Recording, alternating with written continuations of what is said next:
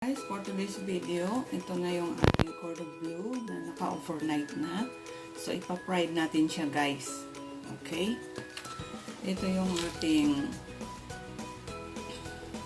ano tawag dito? Breadcrumbs, 1 cup flour, and 2 eggs. So, ganito yung process, guys. Tanggalin sa plastic.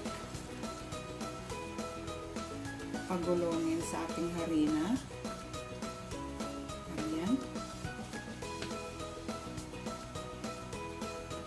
Ayan. Ayan. Ganyan lang, guys. Pagulongin sa ating itlog.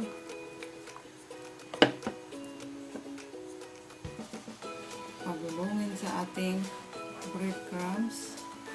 Ganyan.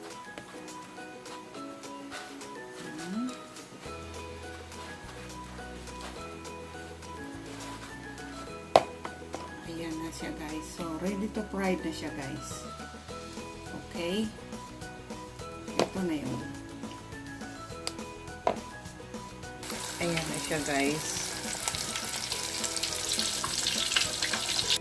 Ito na yung ating cordon bleu, guys. My God, super yummy. Look at that. Okay, so mag-slice ako.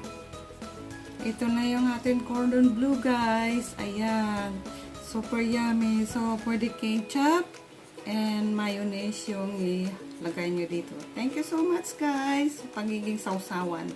Bye-bye.